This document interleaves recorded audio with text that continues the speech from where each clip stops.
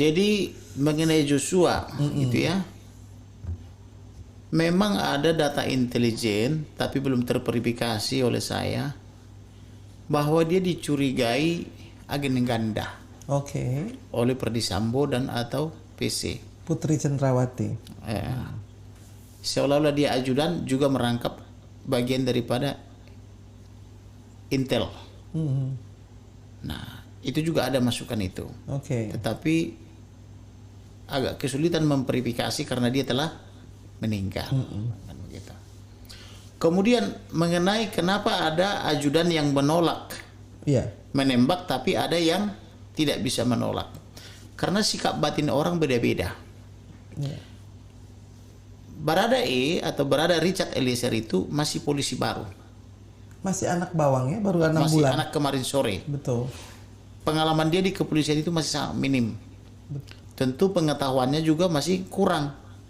Berbeda misalnya dengan Joshua, selain dia sudah jadi polisi kurang lebih 8 tahun, dia sudah menempuh pendidikan sarjana.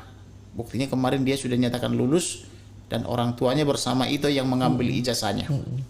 Demikian juga Bribka RR itu lebih senior lagi dari Joshua. Tentu asam garamnya dia lebih banyak lagi.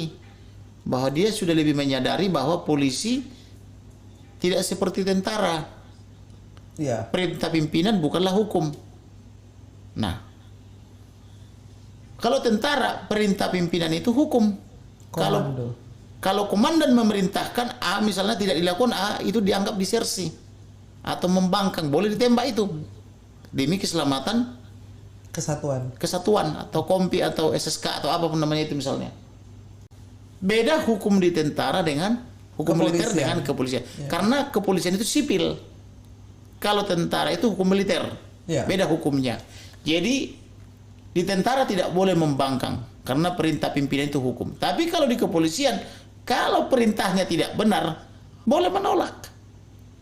Betul. Nah, tetapi kembali kepada sikap batin tadi dan pengalaman Barada Richard Eliezer, dia masih pemain baru, dia belum paham mengenai dia belum paham terlalu banyak mengenai dunia kepolisian. Bisa saja dia merasa terpaksa atau terancam sehingga dia harus melakukan itu.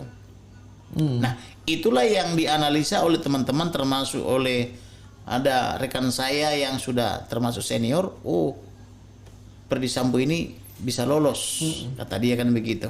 Kenapa lolos? Karena dia tidak memerintahkan membunuh, tapi memerintahkan menembak. Itu kan hanya permainan kata-kata. Ya menembak itu tergantung diajarin nggak tembak mananya. Menembak itu kan kalau seseorang melawan. Kalau misalnya tersangkanya melarikan diri, maka ditembak dalam keadaan terdesak, dilumpuhkan kakinya. Betul. Kalau dia melawan dan mengancam jiwanya, berlaku pasal 489 misalnya, maka dia menyelamatkan diri boleh melakukan tembakan yang serius demi penyelamatan dirinya atau teman-temannya kan begitu. Jadi memang ya begitulah nuansa atau keadaan daripada para penegak hukum. 3 pengacara atau sarjana hukum bertemu menghasilkan 4 pendapat kan begitu. Jadi tidak bisa bulat kan begitu. Jadi apakah Putri Candrawati bisa dihukum mati apa tidak? Ya. Seharusnya bisa. Karena pertama dari tindak pidana korupsi saja orang bisa dihukum mati. Apalagi Putri Candrawati ini diduga telah merusak semua institusi dengan mengirim doa-doanya. Sampai semua orang membela dia padahal dia diduga pelaku, bukan lagi berpikir membela atau melindungi korban. Itulah salah satu kerusakan institusi yang diakibatkan oleh doa itu. Di mana-mana di seluruh dunia, kecuali urusan Ferdy Sambo ini, orang memberi simpati adalah kepada korban. Tetapi khusus orang ini, lembaga-lembaga terkait ini atau lembaga-lembaga yang mulai daripada Polri, Kompolnas, Komnas HAM, Komnas Perempuan, LPSK dan seterusnya itu, kok mereka ini justru berlomba-lomba membela Putri Candrawati, membela pelaku, bukan bersimpati kepada korban. Nah, inilah yang saya bilang akibat dugaan korupsi Borongan. itu atau akibat daripada doa itu, karena sangat merusak kok. Yang merusak sistem hati dan pikiran itu adalah tirtapu, harta, wanita, tahta, pujian. Itu sangat merusak. Makanya Yesus bilang akar segala kejahatan adalah cinta uang. Kalau kita sudah menganggap uang itu sebagai Tuhan kita atau dewa kita, rusaklah semua moral kita. Kira-kira gitu. Nah, jadi itu baru dari segi aspek korupsi atau dugaan korupsi. Dari aspek pembunuhan terencana, bisa, karena ancaman hukuman 340 itu hukuman mati. Di situ dia kan kaitannya dengan 340 junto 338 junto 5556. Kemudian selain itu dia juga menyebar hoax, mengaku diperkosa di Duren 3 pada tanggal 8. Ya. Ketika tidak terbukti, pindah ke Magelang di tanggal 4. Ketika kita sanggah atau tidak terbukti dalil dia, pindah ke tanggal 7. Ketika kita bantah juga tanggal 7 bahwa tidak mungkin, dia berdalil pokoknya diperkosa tanpa bukti. Nah ini rusak ini. Rusak cara berpikir, rusak institusi. Jadi bisa dihukum mati. Tetapi seperti saya bilang tadi, saya lebih senang dia sadar dan bertobat.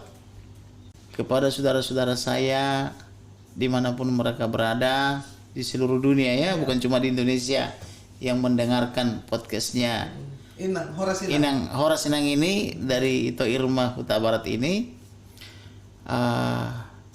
kita tidak bisa hidup dengan hanya memikirkan diri sendiri, tetapi kita harus memikirkan bagaimana hidup bersama, berbagi bersama, karena itulah ajaran Tuhan. Tuhan bilang, barang siapa menolong atau memberi makan orang yang kelaparan atau memberi baju orang yang tidak punya baju, maka dia telah memberikan makan kepada Tuhan dan memberikan baju kepada Tuhan. Karena di setiap orang itu ada roh Tuhan. Apakah dia miskin, apakah dia kaya. Jadi kalau kita mau berbagi, maka kejahatan pun akan berkurang. Nah, di dalam berbagi itu timbul kasih, atau kasih itu mengakibatkan berbagi, kan begitu. Maka karena orang mendapatkan kasih sayang, maka mustahil pikirannya ada yang jahat. Tetapi karena keserahan kita, karena kerakusan kita, kita tumpuk harta itu sampai 20-30 turunan, padahal belum tentu kita besok punya keturunan, dan belum tentu besok masih ada enggak dunia ini. Nah, padahal ketika kita mati tidak bawa apa-apa, maka terjadilah kesenjangan sosial. Oleh karena itu, masing-masing kita harus peduli kepada sesamanya. Kita harus saling tolong-menolong. Kita harus saling mengasihi. Dan kita harus peduli kepada bangsa dan negara kita ini. Dan kita harus berdoa kepada bangsa dan negara ini, khususnya di mana kita berada. Karena sesuai Yeremia 29:7, kita harus berdoa di tempat di mana kita berada, atau di mana kita dibuang atau ditempatkan oleh Tuhan. Karena kesejahteraan kota, kesejahteraan negara di mana kita berada adalah kesejahteraan kita juga. Kalau negara kacau balau, kalau pemerintahan kacau balau, maka mustahil kita bisa dapat ketenangan. Tapi kalau negara aman, pemerintahan baik, berjalan dengan benar, maka akan ada kesejahteraan dan kita juga ikut menikmati kesejahteraan itu. Itulah kira-kira closing statement saya.